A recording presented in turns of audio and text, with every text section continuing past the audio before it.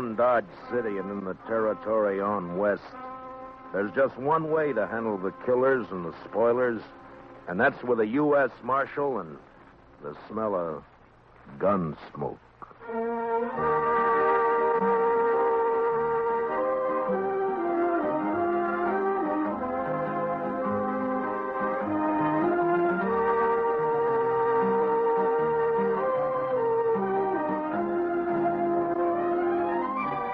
Gunsmoke, starring William Conrad. The story of violence that moved west with young America. The story of a man who moved with it. Matt Dillon, United States Marshal.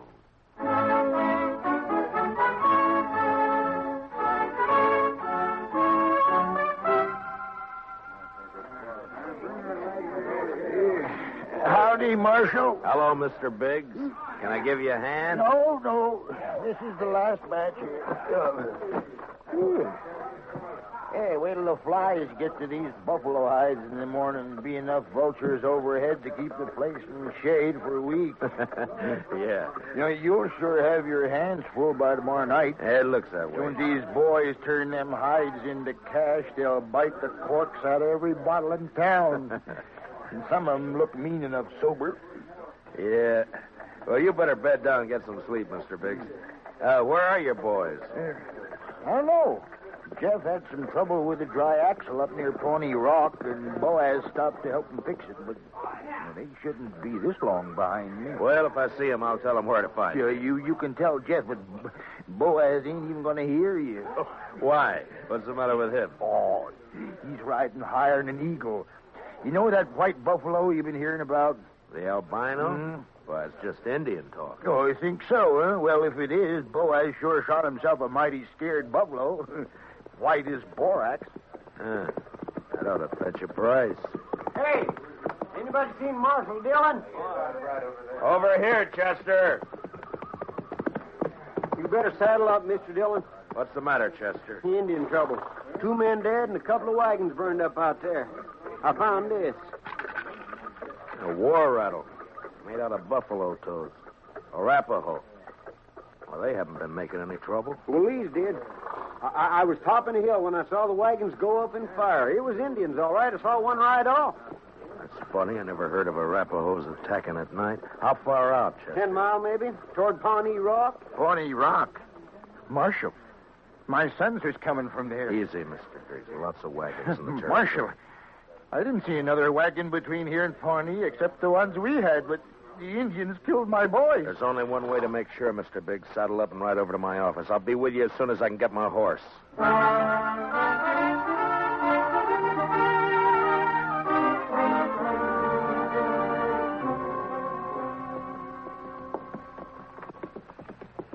I cut back through those button willows over there when I spotted the wagons being fired. We must be close to it, then. Just over there. Right down yonder. See him? Yeah. I see him. We rode up and dismounted. The last glint of hope in Mr. Biggs' eyes died. His boys were there, all right. And it wasn't nice to see. I'll kill him. I'll get him first. I'll murder every redskin in the territory. We got to bring your sons in, Mr. Biggs. You know what the morning's going to be like. You don't want to leave them out here. Now, come on. Hey, look. Down there by the stream. Yeah, 4 of them. They're not saddle horses. Mr. Biggs. Mr. Biggs. You recognize those horses down there? Yeah. I know them. Teams belong to Boaz and Jeff. Indians must cut them loose from the wagons before they fired. Doesn't that seem curious to you, Chester? In what way, Mr. Dillon? Why didn't they take the horses with them? Yeah. What are you thinking, Marshal? No burned hides in those wagons. So they stole them. Yeah, they stole them. But Boaz and Jeff both have their rifles there beside them, and the horses are left behind, too. Horses and guns are the first things Indians would go for. What are you looking for, Mr. Dillon? Those buffalo hides weren't carried off without wagons. Yeah, here. Marks the 2 other wagons here, and they're fresh. I didn't see any other wagons, only these. Well, they'd finished and gone before you got here, Chester. Well, yeah, but I'd have caught up to any wagons on the trail to Dodge. Did you go by regular trail? Well, no, I figured the Indian I saw wasn't alone. I didn't want to get bushwhacked further on. You didn't see any Indian, Chester. But, Mr. Dillon, just as plain No Indian would leave guns and horses. This job was done by white men. They didn't take anything that could be recognized or identified. You mean somebody's in Dodge by now? With the hides my boys worked and sweated to get? I'm afraid so, Mr. Biggs. Well, there'd be more than 300 buffalo hunters there by morning. Could be any of them. We'll find the right ones. Oh, how? The albino. Whoever killed your sons will have that white buffalo hide.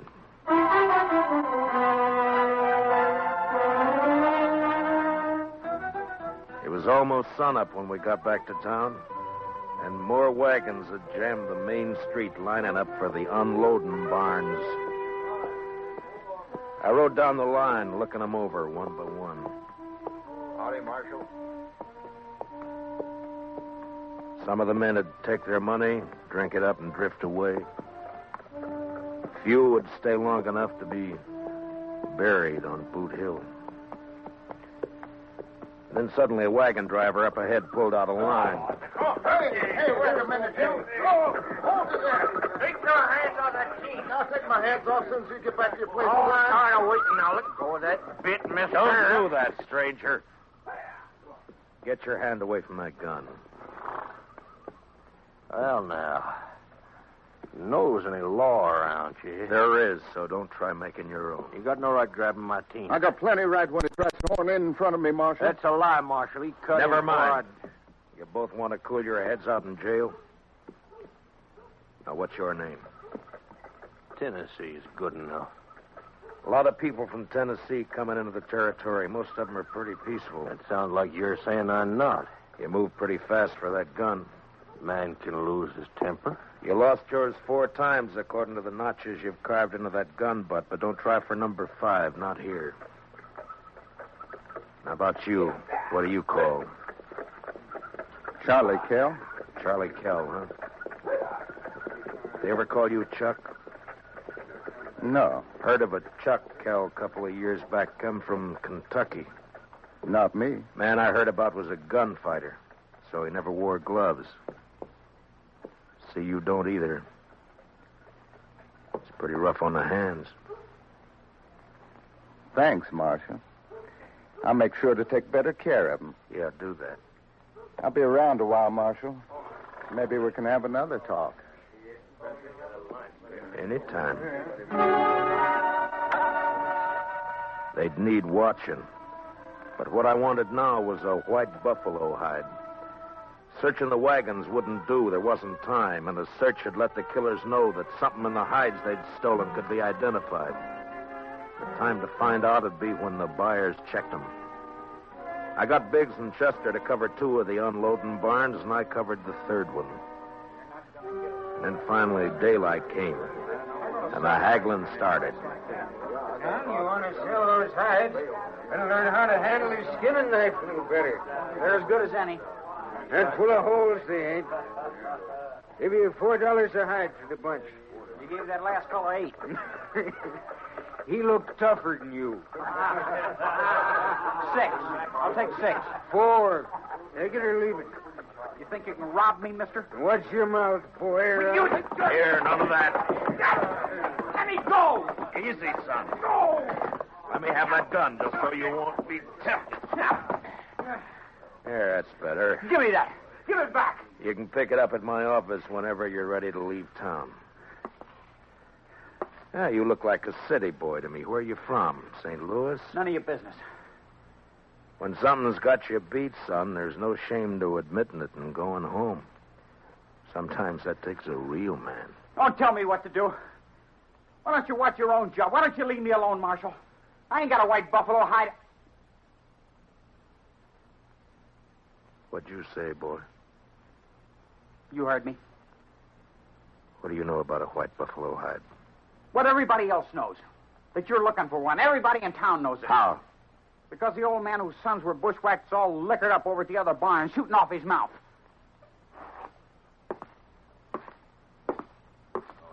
Don't go away mad, Marshal.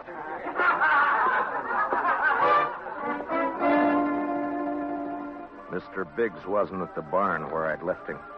I cut through an alley to Front Street and headed for the saloons. I never got to him. Mr. Dillon? Mr. Dillon? What's the matter, Chester? Old man Biggs. Where is he? I'm looking for him. Well, he was over by the barn I was watching, drunk, going through the wagon. Yeah, I know about that. I was trying to get him to go back to his own barn, but all of a sudden, he took off. For where? I don't know, but there was one wagon he was watching in particular. The driver walked away from it with a package of some kind. That white hide? It could have been, I don't know, but Big sure thought so. He lit out after the fellow with blood in his eye. Which way? Down there where the boy's been hitching the empty wagon. Well, let's go. Old boy's drunk enough to make trouble. He's liable to kill somebody. Or get killed.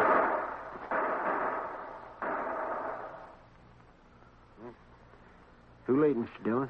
Yeah. It came from there behind that row of wagons. You stay here, Chester. Be careful, Mr. Dillon. When I rounded the corner wagon, Mr. Biggs was sprawled across a wagon tongue, his eyes dead and open, staring at the ground. And standing over him was Tennessee, a smile on his face, and his gun extended to me butt first. Looks like I'm in the mighty trouble, Marshal. He's dead, Tennessee. That's more than a mite. You take my gun for a while. You mean until after you hang? Wasn't figuring to be that serious. Not when a drunk follows me out here and throws down on me. If you're figuring on self-defense, forget it. Look at his gun. It isn't even cocked. Well, it's out of his holster, Marshal. That's enough. Law don't say I have to wait till he kills me. You'll have to make a jury believe that. No, you shouldn't have much trouble doing that, Marshal. What are you doing here, Mr. Kell? Oh, I just happened to follow Tennessee out here. Why? Well, you broke up our little argument in town. Thought I'd get him alone here. See if maybe he was still nursing a grudge he wanted to settle. But the old man beat me to it. Now, Tennessee here ain't exactly a friend of mine, as you know, but I hate to see any man hang when he ain't guilty. Is that your personal verdict, Mr. Kell? That's right, Marshal. The old man threw down on him, and Tennessee had to kill him in self-defense. Chester, Yes, sir, Mr. Dillon? which one of them had the package? This one. This is the fellow the old man was after. All right, Tennessee, where is it? I don't know anything about a package. Look in the wagon, Chester.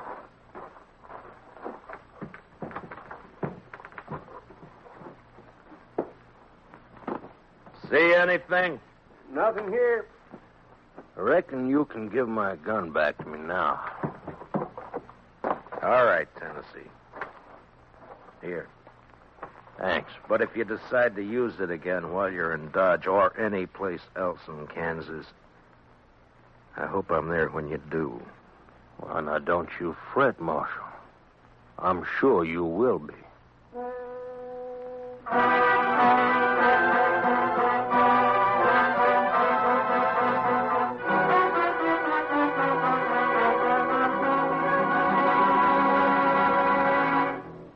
We will return for the second act of Gunsmoke in just a moment. But first, action, excitement, thrills. That's Gangbusters. Gangbusters helps to fight crime by fearlessly naming the criminals.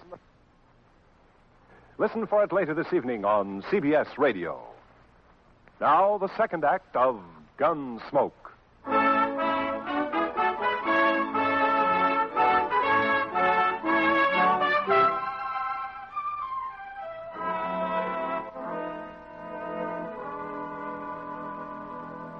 Just before sundown, we buried old man Biggs and his two sons up on Boot Hill.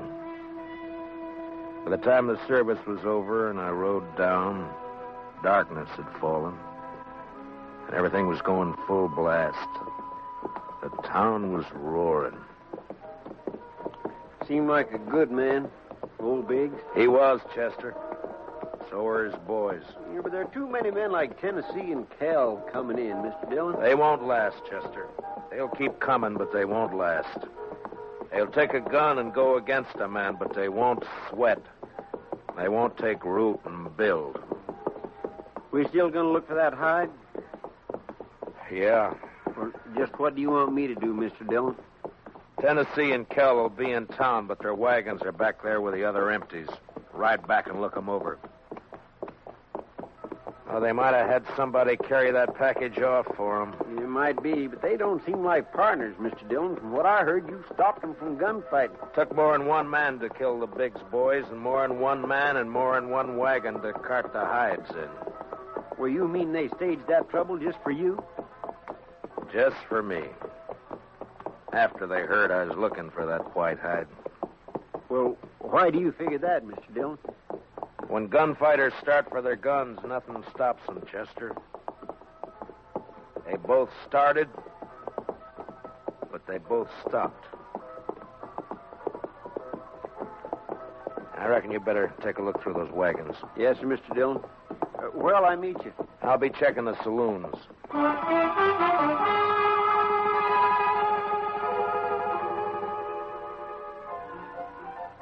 One by one, I made the stops. The Long Branch, the Alafraganza, the Texas Trail.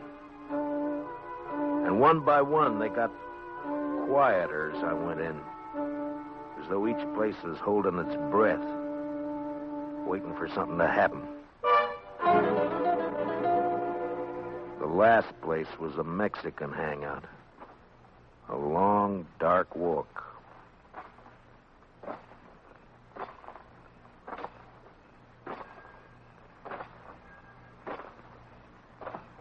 Hello, Marshal. Can't see me, can you, Marshal? No. No, I can't see you, son. Too bad. Because I got another gun. They sell them around here. And I ain't going back to St. Louis. You'll fire once, son, and if you don't kill me with that, and I'll kill you. I'll gamble on that, Marshal. Marshal!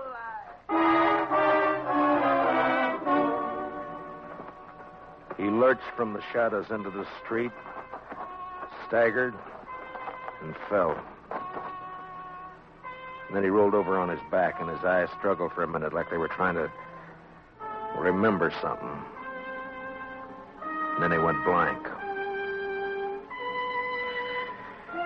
Well, he was right about one thing. He wasn't going back to St. Louis. Well, what do you know? The marshal's real handy with a gun. Stay out of this, Kel. But I may have something to talk over with you later. Meaning what? If you don't know, then you got nothing to worry about. I've been hearing a lot about how fast you are with a gun, Dillon. Anything to it? I'm still alive. Yeah. This your hobby, shooting kids? He was old enough to try to kill me. I don't like it, Marshal. That's too bad, Mr. Kell. The Chuck Kell I heard about would have loved it. They said he'd killed 2 kids under 16, one of them his own brother. No, you didn't hear the whole story, Marshal. The Kell you heard about killed a marshal, too.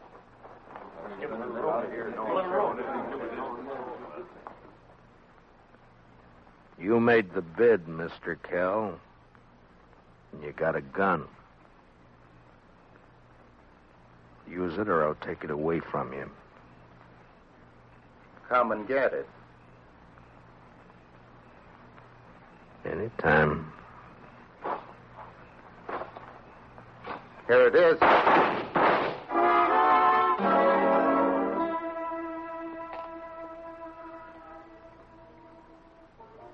How you feeling, Mr. Dillon?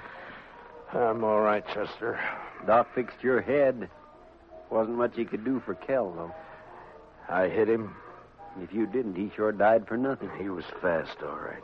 Boys say you made him look like a sleepy burro. Never even cleared his holster. And my head says different. You didn't get that from Cal. What do you mean? Tennessee was up the street with a rifle. He creased you. Huh?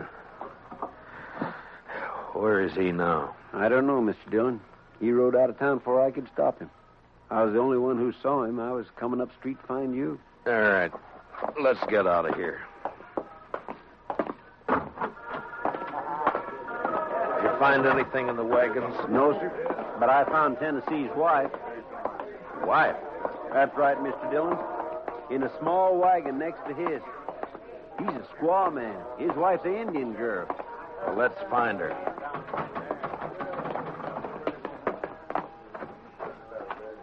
All right, Chester. Which way? Edge of town, Mr. Dillon. Well, let's go.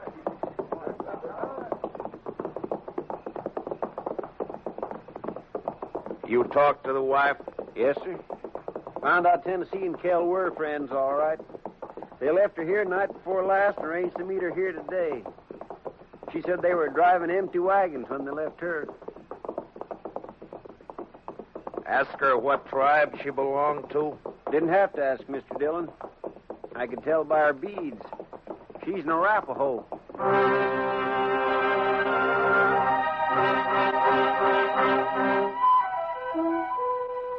She was there, all right.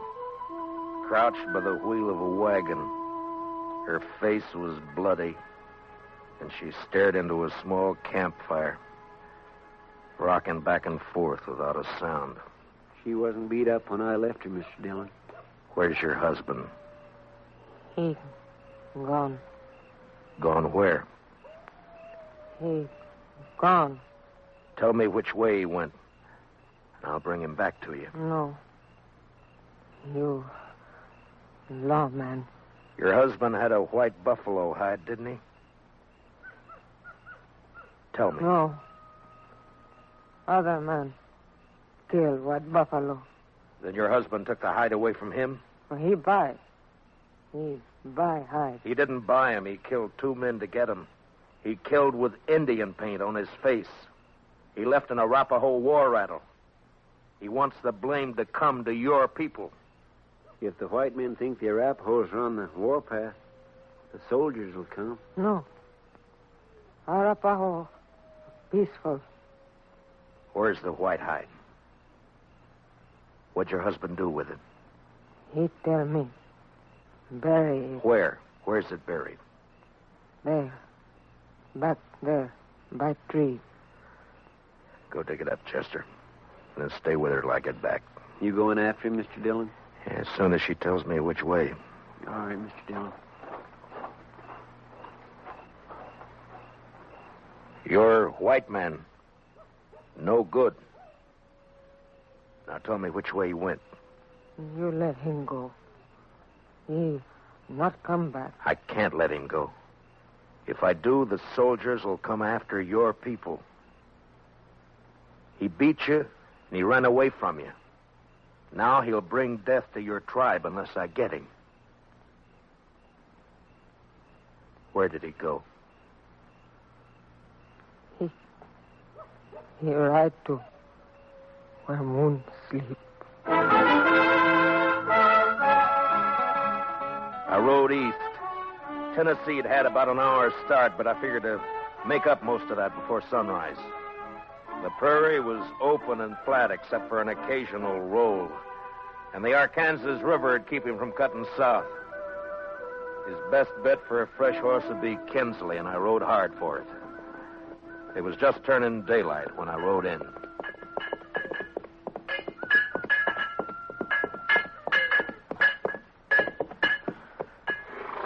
Well, howdy, Marshal. Morning. Good morning. Got a place I can water my horse? Trough right there. Just let him loose. He'll find it. Thank you. Looks like you come a long way. Dodge. Another fella here just a few minutes ago been riding hard, too. He come from up Pawnee way, though. Tall, dark, riding a vinegar roan? Yeah, that's right. You get a fresh horse here? Had to send my boy out the corral to get one for him. He'll be back soon. You mean he's still here in town? Yeah. Asked about breakfast, so I sent him over to the Widow Hilliard's place. Right over there, across the road. Thank you. I'll be back. Say, you after that fella, Marshal?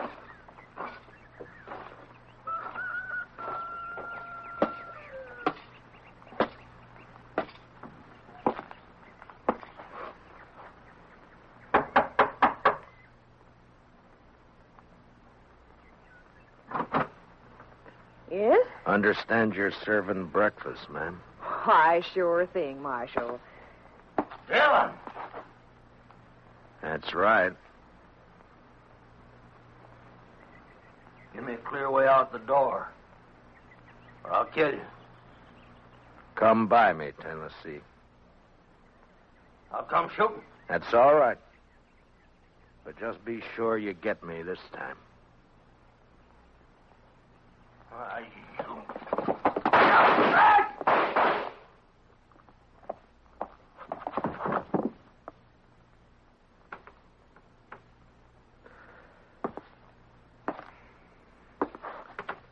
You hurt, ma'am?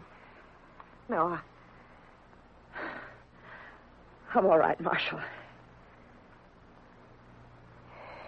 He looks kind of dead. Yeah. Bad one, huh? Yes'm. Gunfighter. Thief. Killer. What's your name, Marshal? Dillon, ma'am. Matt Dillon. I'm sorry about Marshal. When my husband brought me out here 15 years ago, Indians burned this place down 3 times. I'm used to killing. You want to carry him out? I'll go fix you that breakfast.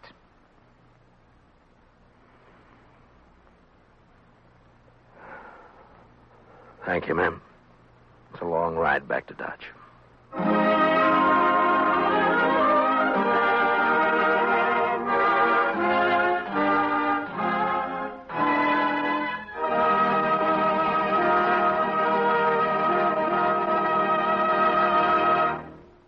Gunsmoke, transcribed under the direction of Norman Macdonnell, stars William Conrad as Matt Dillon, U.S. Marshal. Tonight's story was specially written for Gunsmoke by Joel Murcott, with music composed and conducted by Rex Corey. Featured in tonight's cast were Stan Waxman, John Daner, and Larry Dobkin, with Sam Edwards, Lillian Baeff, Tom Holland, and Mary Lansing. Parley Baer is Chester. Join us again next week as Matt Dillon, U.S. Marshal, fights to bring law and order out of the wild violence of the West in Gunsmoke.